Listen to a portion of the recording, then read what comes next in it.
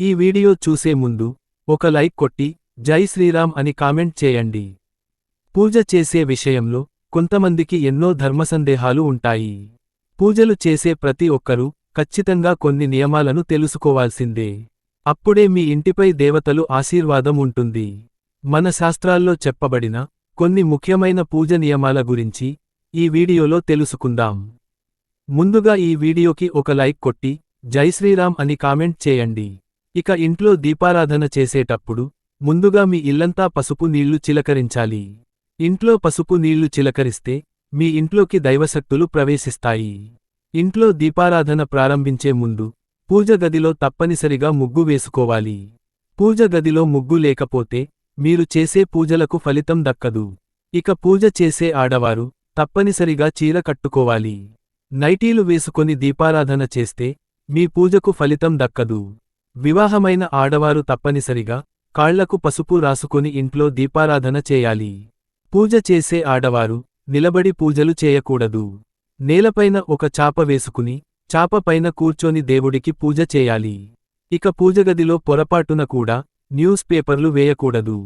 పూజ గదిలో న్యూస్ పేపర్లకు బదులుగా ఒక పట్టు వస్త్రాన్ని కాని తెల్లటి కాటన్ వస్త్రాన్ని కాని వేసుకోండి. దేవుని పూజలో పువ్వులు చాలా ముఖ్యమైనవి. ఒక్క పువ్వైనా దేవుని పూజలో ఉండాల్సిందే. అయితే బంతిపూలను మాత్రం పూజలో ఉపయోగించకూడదు. అలాగే శివపార్వతులను పూజించేటప్పుడు ఎరుపు రంగు పుష్పాలను ఉపయోగించకూడదు. వీలైనంతవరకు చామంతి పూలతో కాని గన్నేరు పూలతో కాని గులాబీ పూలతో కాని దేవుడిని పూజించండి. అలాగే ఇంట్లో పూజ చేసేటప్పుడు ఎన్ని అగర్బత్తులను వెలిగించాలని ప్రతి ఒక్కరికి సందేహం ఉంటుంది. దేవుని పూజలో కనీసం 2 అగర్బత్తులను వెలిగించాలి. పొరపాటున కూడా ఒక అగర్బత్తిని వెలిగించకూడదు. ఇక శనివారం పూజ చేసేవారు 5 అగర్బత్తులను వెలిగించాలి. గోమాతలో ముక్కోటి దేవతలు నివసిస్తారు. కాబట్టి ప్రతి ఒక్కరి పూజ గదిలో తప్పనిసరిగా గోమాత విగ్రహం ఉండేలా ఏర్పాటు చేసుకోవాలి. పూజ గదిలో గోమాత పటం కాని గోమాత విగ్రహం కాని ఉంటే ఇక మీ ఇల్లంతా అష్టైశ్వర్యాలతో నిండిపోతుంది. ఇంటి గడపని లక్ష్మీదేవి స్వరూపంగా భావిస్తారు. కాబట్టి ఇంటి గడప ఎల్లప్పుడూ పచ్చగా ఉండాలి. అప్పుడే మీ ఇంటిపై లక్ష్మి అనుగ్రహం ఉంటుంది. దేవుని పూజలో నైవేద్యం చాలా ముఖ్యమైనది. దేవుని పూజలో బెల్లం ముక్కను నివేదిస్తే సకల ఐశ్వర్యాలు చేకూరుతాయి.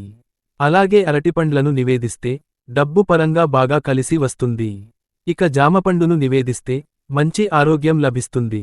ఇక పూజ పూర్తయిన తర్వాత దేవునికి హారతి కర్పూరం సమర్పించి 3 ప్రదక్షిణాలు చేసి ఇల్లంతా సాంబ్రాణి ధూపం వేసుకోవాలి. ఇలా చేస్తే మీ ఇంట్లో ఉన్న దుష్టశక్తులన్నీ నశిస్తాయి. మీ ఇంట్లోకి దేవతలు అడుగుపెడతారు. ఇక చాలామంది ఆడవారు జుట్టు విరబోసుకొని దీపారాధన చేస్తారు. అలాగే జుట్టు విరబోసుకొని దేవాలయాలకు వెళ్తారు. కాని ఇలా అస్సలు చేయకూడదు. ఆడవారు జుట్టు విరబోసుకుంటే తమ భర్తకు కీడు సంభవిస్తుంది. ఇక దేవాలయాలకు వెళ్లేటప్పుడు చక్కగా జడ వేసుకుని వెళ్ళాలి. జుట్టును విరబోసుకొని గుడికి వెళ్లకూడదు. ఇంట్లో దీపారాధన చేసేటప్పుడు చివరగా దేవునికి గంటను మోగిస్తాము.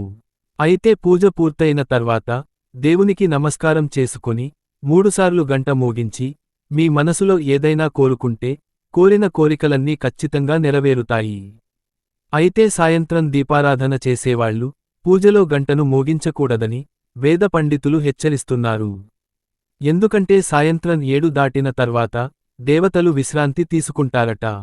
కాబట్టి ఈ సమయంలో దేవతలను మేల్కొల్పడం సరికాదనే ఉద్దేశంతోనే సాయంత్రం పూజలో గంటను మోగించకూడదని అంటారు. ఈ వీడియో మీకు నచ్చితే లైక్ చేసి సబ్స్క్రైబ్ చేసుకోండి.